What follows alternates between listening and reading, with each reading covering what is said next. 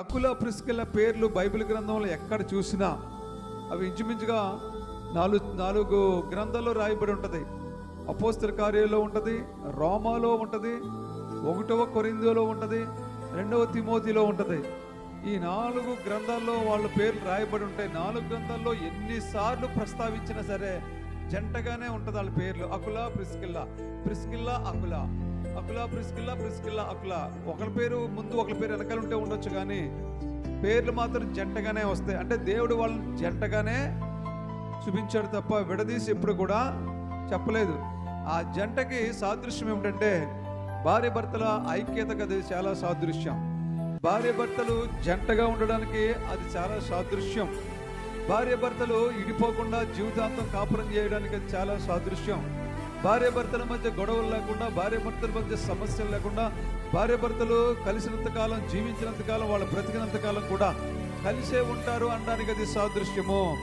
ఆ జంటలాగే వాళ్ళు చేసినటువంటి పనులు, దేవుడి పట్ల వారు ఉన్నటువంటి విధానాన్ని ఇక్కడ ఉన్నటువంటి ప్రజలు కూడా, ఆయన నమ్మిన బిడ్డలు కూడా, యేసు ప్రభు నమ్మిన బిడ్డలు కూడా ఆ విధంగా దేవుల్లో పాటుపడితే వాళ్ళు కూడా జంటలుగానే జీవిస్తారు.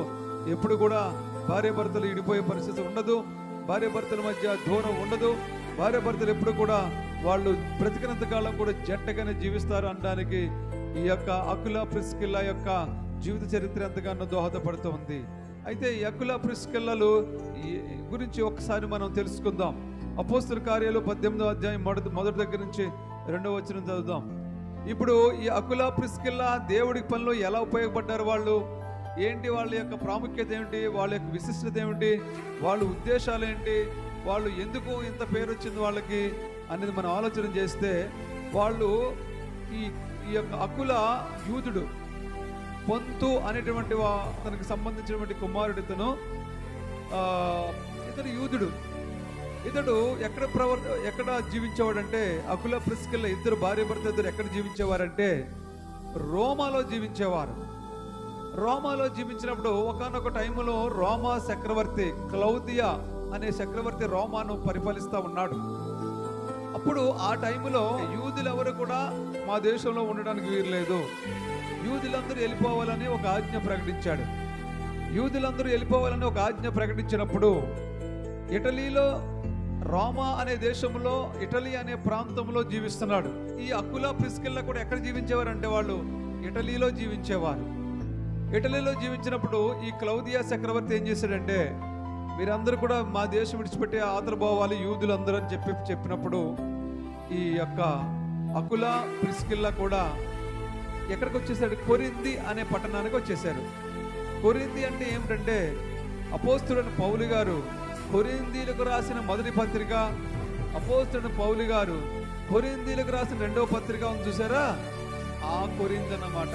కొరింథీ అంటే ఒక పట్టణం పేరు.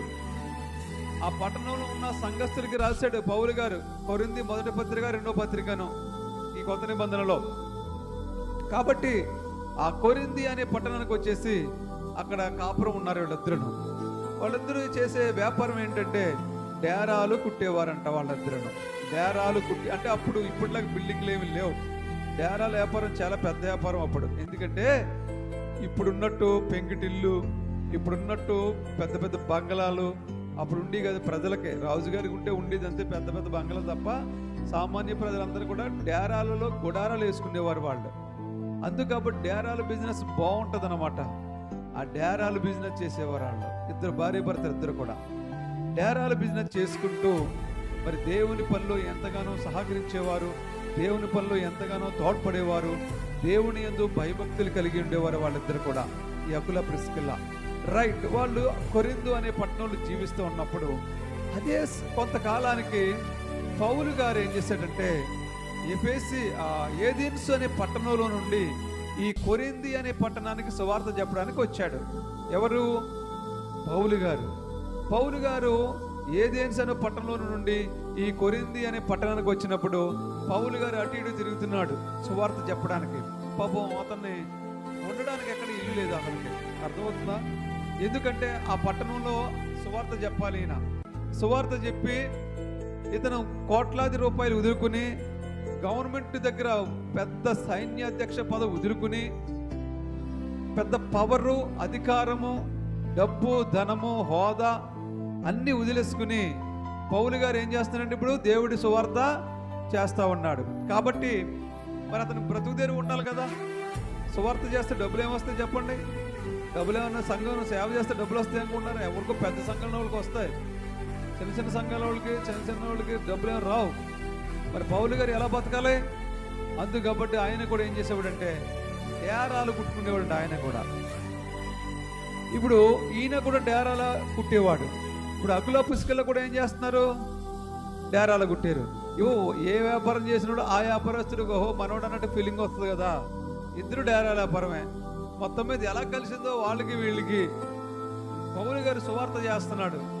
ఆయన ఉండడానికి ఇల్లు లేదు, తినడానికి తిండి, వండుకోవడానికి ప్లేసు, పడుకోవడానికి ప్లేసు ఏమీ లేదు. పాపం దేవుని సువార్త చేస్తూ ఉన్నాడు. ఎలా తెలిసిందో ఈ అకుల ప్రిస్కిల్లాకి తెలిసింది. పాపం ఒక దైవజనుడు ఈ ఊరికి వచ్చాడు. ఈ ఊరిలో చాలా ప్రయాసపడుతూ ఉన్నాడు. అతను ఉండడానికి ఇల్లు లేదు, ఉండడానికి తినడానికి పడుకోవడానికి ప్లేస్ లేదు. కాబట్టి అతన్ని మనం చేర్చుకుంటే బాగుంటుందని అకుల ఏం చేశాడండి? అకుల ప్రిస్కిల్లాలు ఏం చేశారు? నెమ్మదిగా ఆయన్ని వాళ్ళ ఇంటికి తీసుకెళ్లారు. అక్కడ చేర్చుకున్నారు. వాళ్ళు ఎలా చేర్చుకున్నారనేది ఇక్కడ రాయబడలేదు.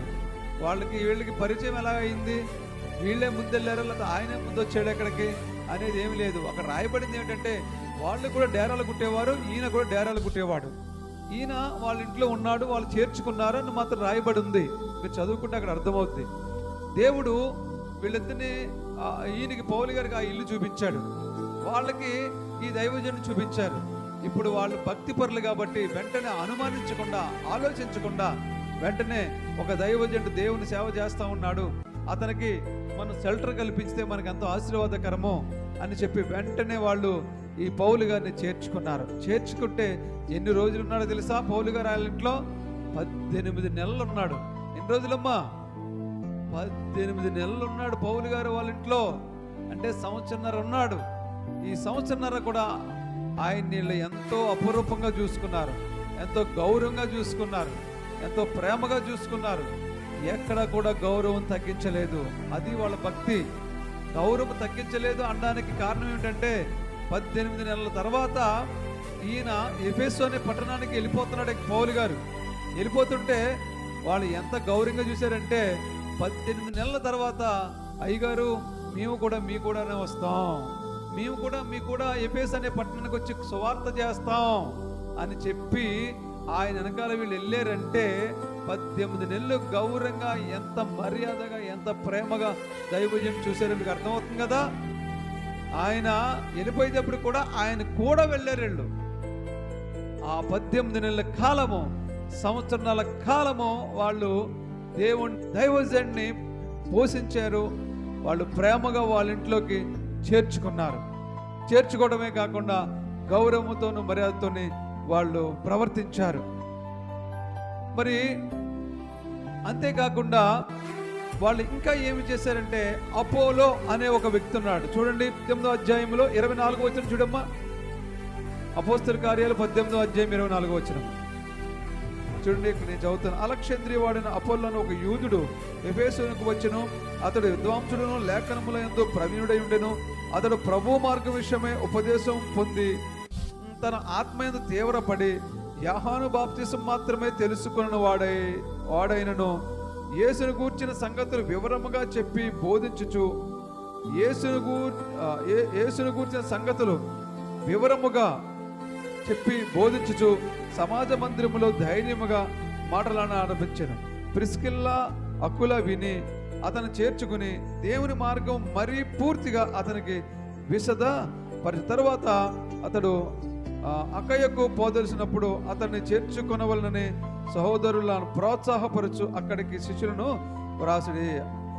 దేవునికి మహిమ కలుగును గాక. ఈ అకుల ప్రిస్కిల్లా రెండవ పని చేసిన పని ఏంటంటే, ఈ అపోలో అనే వ్యక్తి యూదుడై ఉండి దేవుడి గురించి తెలుసుకుని యోహాను బాప్తిసం గురించి పూర్తిగా తెలుసుకున్నాడు. యేసు ప్రభు గురించి కొంతవరకు తెలుసుకునేది సమాజ మందిరంలో ధైర్యంగా బోధిస్తూ ఉన్నాడు. అయితే ఇలాంటి వ్యక్తికి మన సపోర్ట్ ఉంటే బాగుంటుంది. ఇలాంటి వ్యక్తిని కూడా మనం చేర్చుకోవాలి. అతనికి కూడా ఇల్లు లేదు, వాకిల్ లేదు, తిండి లేదు, తిప్పలు లేవు, దేవుడు పని చేస్తున్నాడు అని చెప్పి ఈ అకుల ప్రిస్కిల్లాలు ఇద్దరు కూడా ఏం చేశారంటే ఈ యొక్క అపోలో అనే యవనస్తుడిని కూడా తన ఇంట చేర్చుకుని దేవుడి గురించిన మార్గాన్ని పూర్తిగా వివరం చెప్పారు. వాళ్ళు దేవుడి గురించిన మార్గాన్ని పూర్తిగా వివరం చెప్పినప్పుడు అతను కూడా మరి కొంతకాలం వీళ్ళ దగ్గర ఉండి తర్వాత మళ్ళా వేరే చోటకి వెళ్ళాలనుకున్నప్పుడు వీళ్ళు విడిచిపెట్టలేదు. కానీ అక్కడ ఉన్నటువంటి సహోదరులు ఎవరైతే ఉన్నారో వాళ్ళకి వీళ్ళు రికమెండ్ చేసి ఈయన్ని అక్కడ కూడా జాగ్రత్తగా చూసుకోవాలని వీళ్ళు ఎంతగానో ప్రోత్సాహపరిచారంట. అంటే మీరు దీన్ని బట్టి ఏమర్థం అవుతుంది, వీళ్ళు ఎంతకాలం ఉంచుకున్నా కానీ ఇసుపు లేదు, చిరాకు పడట్లేదు, పైపెచ్చి వాళ్ళు తిరిగి వెళ్ళిపోయేటప్పుడు వీళ్ళని అక్కడ కూడా ఉండడానికి కావాల్సిన ఏర్పాట్లు కూడా చేస్తున్నారు. అంటే వీళ్ళిద్దరూ భార్య భర్తలిద్దరు కూడా దేవుడి పట్ల ఎంత సేవా తత్పరత కలిగిన వాళ్ళు ఒకసారి చూడండి. అంటే దేవుడి పట్ల ఎంత ప్రేమ కలిగి ఉన్నారో, ఎంత మర్యాద కలిగి ఉన్నారో, ఎంత శ్రద్ధ భక్తులు కలిగి ఉన్నారో మరి యొక్క అకుల ప్రిస్కిల్లా మరి దీన్ని బట్టి మనకి అర్థమవుతా ఉంది. ఈ అకుల ప్రిస్కిల్లా ఏ విధంగా అయితే దేవుని పట్ల మంచి యథార్థమైన ప్రవర్తన కలిగి ఉన్నారో అలాంటి అలవాట్లు మీరు కూడా చేసుకోవాలి. ఈ ప్రిస్కిల్లా ఒక స్త్రీ అయ్యుండి, ప్రిస్కిల్లా ఒక స్త్రీ అంటే ఏంటి, ఇంటి పనులు ఉంటాయి, తనకు ఎన్నో పనులు ఉంటాయి, ఆ పనులన్నీ కూడా చేసుకుని తన భర్త అయిన అకులకు సాయపడుతూ దేవుని పనిలో దేవుని సువార్తలో ఎంతో సాయపడుతూ ముందుకి కొనసాగేది. అలాగే ఈ యొక్క అకుల కూడా మరి తన డేరాల వ్యాపారం చేసుకుంటూ డేరాల వ్యాపారంలో కూడా ముందు కొనసాగుతూ దేవుడి సువార్తలో కొనసాగుతూ ఉండేవాడు. ఈ స్త్రీ ప్రిస్కిల్లా దేవుడికి ఇంటి పని చూసుకునేది, దేవుడి సువార్త చేసేది, అంతేకాకుండా ఈ డేరాలు కుట్టే విషయంలో కూడా ఆమె కూడా సహకారిగా ఉంటూ ఉన్నది. దేవునికి మహిమ కలుగును గాక. హల్లెలూయా.